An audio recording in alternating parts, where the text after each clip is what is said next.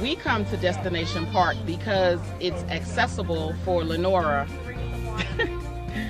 I love it because she can come here. Just like you see the other children, they come and they run and they go and they do. She can do the same thing here. As opposed to when we go to the ones in the neighborhood around the corner, she needs my help. You know, I have to help her. But here she can do it herself. And that's good for her. You know, that's good for her that she can be just like any other child and get and do.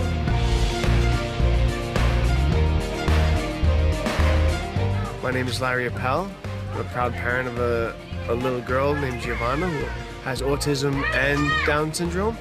And this park is a great release for us, somewhere where Giovanna can play safely. Giovanna can go to the park whenever she wants now. We don't have to worry about looking for a safe haven or trying to redirect her demands. And we look forward to many, many years of happiness and enjoyment.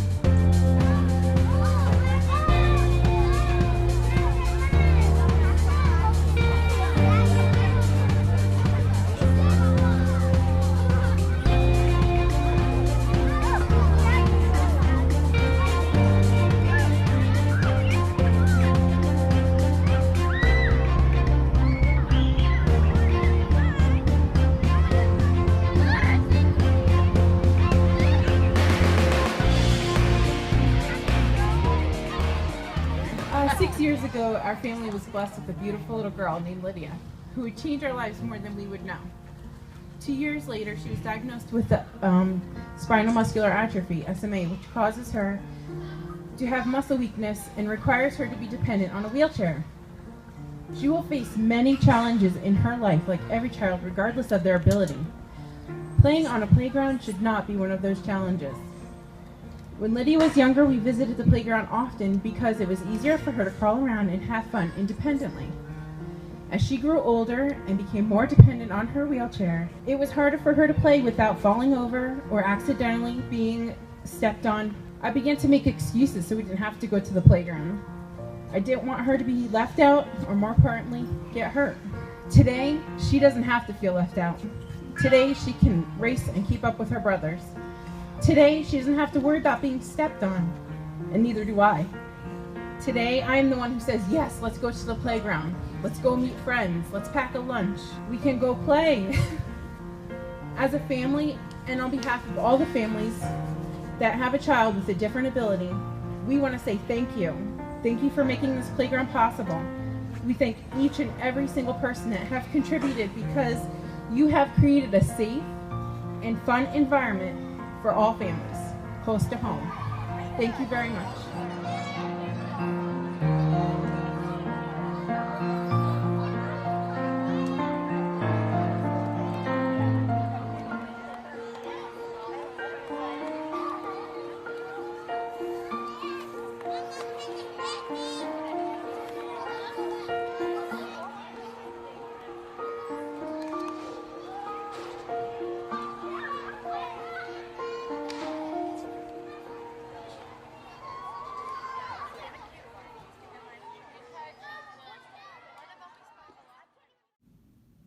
Okay, so the definition for a barrier-free park is that it allows children with disabilities to access all of the playground,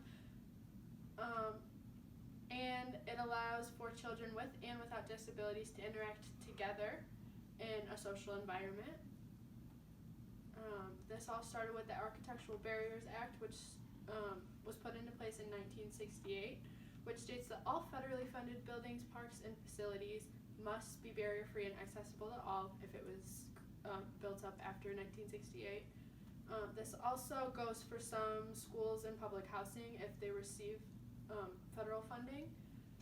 And the Americans with Disabilities Act 2 and 3 go hand in hand with the Architectural Barriers Act because it basically covers all of government entities and privately owned entities, so restaurants, hotels, parks, all that kind of stuff would be covered by all these acts and would be accessible for all people. Okay, so there's a difference between accessible playgrounds and inclusive playgrounds.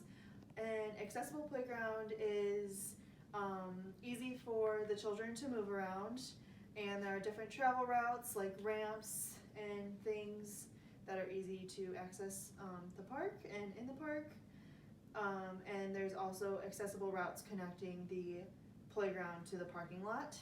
Another thing that is to be included in an accessible playground is a range of different accessible play options and experiences for the children to use. But the problem with that is they're not useful for every child. So an example of that would be having a wheelchair swing in a park is easy to get to for a wheelchair, someone in a wheelchair, because there's typically should be smooth surfaces on it. But someone on crutches who does not need a wheelchair swing can't get to a regular swing in the wood chips because they can't really move around with their crutches. So you don't just want to make it ADA compliant. You want to make it inclusive and enjoyable for everyone. And ADA compliant does not mean someone can enjoy it just because it's not inclusive. So an inclusive park encourages disabled and non-disabled kids to engage all with each other. It meets the needs of the child, so not just physical disabilities, but people with cognitive impairments or slight or temporarily impaired, people on crutches, braces, etc., who still want to play at a playground. And it meets the needs of sensory, physical, and social needs of every child. So an example of that would be having a wheelchair swing in the same area as all the other swings, so the person in the wheelchair can engage with all of the other kids at the same time, so they're not excluded from play. So what we want to include in our parks are some swings. So some swings we want to include are the adaptive swing seat, the ADA combination swing, which is one wheelchair accommodative swing and one adaptive, and then the inclusion team swing. So for the adaptive swing seat, it's wider for a child to sit in, and the child is latched in with the harness.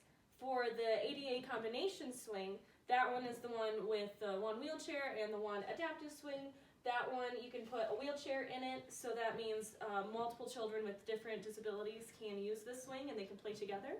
And then for the inclusive team swing, they can fit multiple children on that orange disc, so it's a little bit more fun. It's like a safe tire swing. So for slides that we wanted to include, there's the ability slide and the roller slither slide. So for the ability slide, it's wider than standard slides, so it allows for more room on either side of the child for them to move around. And then for the roller slither slide, there's rolls on the actual slide, so it allows for tactile experience for children who are hyposensitive to touch so that they can touch it. So they actually don't even have to be going down the slide, they can stand next to it and just roll it with their hands. But one downside to that is that those rollers are going to make a lot of noise, so it could cause too much stimulus and too many distractions for people with children with hypersensitivity, so like autism, different sensory processing disorders. So the inclusive structures that we want to include into our park are the merry-go-round and the aero glider. So what's nice about the merry-go-round is that it's installed at ground level, so a kid in a wheelchair can just roll on in, and then they're going to get closed in and they can lock their wheelchair so that they can still go around in the merry-go-round and still be safe. But there's also spots for kids who don't have disabilities, so it can be all-inclusive play on the merry-go-round. The second thing was the aero glider. So the aero glider is a sway action, so it can fit 2 kids in a wheelchair and multiple other children on the aero glider, and it can be used as a gathering play area. It doesn't have to sway back and forth. So it's nice because it's inclusive for lots of kids, but it also has many functions. For sensory play, we wanted to include an area for that, but we wanted to make sure that it was secluded. And the reason for that is for kids who have autism and any other sensory processing disorders, we wanted them to be able to play but have less stimuli to distract them and cause any issues. So for the first thing we wanted was a raised sandbox, and then the second thing we wanted was the maze half panel. So for the raised sandbox, it's nice because it's higher up off the ground, so children in wheelchairs can roll up to it and actually play with the sand compared to sandboxes that are normally on the ground. And then if it's in a state that has cold winters like Michigan, it's nice because you can just take all the sand out, and when there's snow on the sandbox table, you can form snowballs, so it's nice working on motor functions. For that maze half panel, you can build attention spans and you can do cognitive thinking through the maze, and it's a good sense of discovery, and it'll be good for them to figure out how to get through things. It'll be good for other sorts of play when they're at home. All right, so something else that we wanted to take into consideration when building the park was the type of flooring that we were going to include. Traditional things like wood chips or ground up tires obviously are not going to be ideal for someone that's in a wheelchair. It's not a smooth surface. So we did some research and we found this cool material called an Access-A-Mat. So it's wheelchair accessible, it is shock absorbent, so you actually with this product have a 15-foot fall protection, meaning if a child were to fall off of a high structure, they would be less at risk for an injury. Another thing that was really cool about this particular type of flooring was it doesn't harden or freeze. So like here in Michigan when it gets cold, it's not going to expand or shrink or anything like that in the wintertime. So it's going to need less upkeep, and it's going to be less apt to need to be replaced. Something else that is also a big deal for this type of park that we're constructing is the ramps that are included. So we wanted to make sure that all of the ramps we incorporate have a very gentle incline, so children that are in wheelchairs, it's going to be easier for them to access the different play structures. Something else that we'd obviously want to include would to make sure that the ramps are wide enough to be able to accommodate all different types of wheelchairs. And we would also provide ramps that have a sort of traction or texture on them, so then that way it's going to give children a safer way to get into and out of the park because there's going to be more grip on their tires. As far as the structure goes itself, this is just a sample structure. So it would have different entrances that have ramp entrances, but then it would also have other ways for able-bodied children to be able to access it like they would a normal park as well. Some other things that we wanted to maybe include were like math panels or tic-tac-toe panels, which is going to include or encourage social play. Some other things we'd want to include to encourage socialization is creating like these double slides so kids can race and go down together, or creating like all kids love the spiral slides. And some other things that we would maybe include at ground level, maybe off the structure surface, would be things like a pirate ship with wheels they could drive at so they could feel like they were, you just kind of let their imagination run wild. So some other things that we wanted to make sure that we paid attention to that I feel like get missed a lot of times in regular park construction would be areas designed for younger children and older children. So having some slightly smaller structures for younger age children, and then having the bigger play structures be more geared towards a slightly older child. Something else that we thought was very important was providing ample seating for parents and elderly, so that when they're watching their children play, we would also want that to maybe be an option for something that could be shaded. A lot of times we felt like in a park, a public restroom is something that's not offered. So our park would include proper restrooms and access to drinking water. We would also make sure that there's adequate parking for all different kinds of people, whether you walk to the park or have to drive there.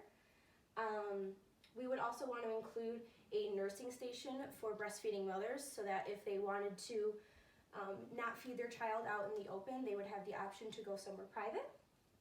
And this is one that we thought was really cool, was to provide a sunscreen or a hand sanitizer dispenser I feel like that's something a lot of times that when people go to parks, they don't consider putting sunscreen on their child. So having it there and readily accessible would maybe encourage more parents to do that.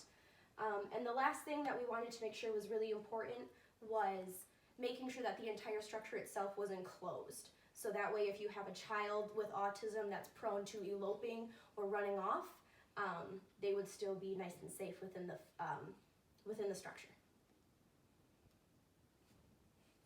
So here is just a general model we pulled off of Google. We just searched for barrier-free park examples. So this would be one where you have different areas, so swings, all the slides. This is actually an aero glider. And then you have like separate play structures for different age groups. And then on the next one, we have a different example as well. So this would be one that's a little bit more, I think, geared towards slightly older children. It's got a bit more going on. Again, we see that aero glider over here, and you can see that there are both wheelchair accessible entrances, and then you have something more standard like a rock wall. So children that are able-bodied would get just as much enjoyment out of this structure as a disabled child. Okay, so this kind of park is needed because it allows kids with disabilities to play in the same kind of environment that kids without disabilities are playing in, but it also provides them with everything that they need to make that possible. So it also kind of promotes equality with all the kids. If you see someone playing differently than you are, you're going to think that they're different, but in an all-inclusive playground, it kind of puts them all together and you won't think differently of them. It helps development because they're all playing together and they can watch other people. And play is a child's job, so they should all have equal opportunity to be able to partake in that kind of play and develop. Actually, in the U.S., 1 in 5 children have some form of disability, whether it's physical, cognitive, sensory, and most playgrounds exclude a lot of the population based on different impairments and challenges. So like different mobility challenges, cognitive impairment, sensory issues. I feel like most of parks go around wheelchairs and things based on that. So we need to create parks that not only children but adults can enjoy, so we need to make them family friendly. And so anyone can use them. And we also should break up the park into different zones, so certain people who are hypersensitive, for example, are not overwhelmed in any certain area. And so everyone can enjoy the park based on their own needs. So we can relate our park to physical therapy and actually use it as a physical therapy setting. So we could actually take the kids or even adults out into the barrier-free park and use it as their therapy. And this is a lot better for them because they can get out of the clinic, more into real life, open air, interact with other people, and they can also work on a lot of different skills out there. They can work on mobility, balance, gait training, endurance, fine motor skills, gross motor skills, and a ton of other things in the park. So they can use like different uneven surfaces, even surfaces, steps, slides. They can use anything at the park to help them increase their skills. And it's a lot more fun for the child than just being cooped up at a clinic, because they probably think it's like more work in a clinic. And being on the playground is a lot more fun for the child to enjoy. If it's not an inclusive or accessible playground, the child's movement is hindered because they cannot develop the skills they need in order to develop as a normal adult. And you can also make their therapy harder as they develop more by using those steps or ladders, rope ladders, and other things they are physically able to do instead of just using ramps or anything like that.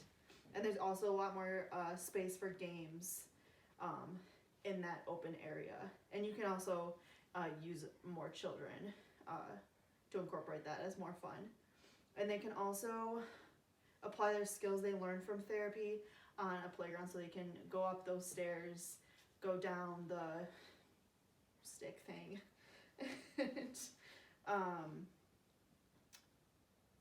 Yeah, so it's very helpful to have therapy on our barrier-free playground. See, Chris Traeger is running to our barrier-free playground as we speak. Bye, bye, little Sebastian.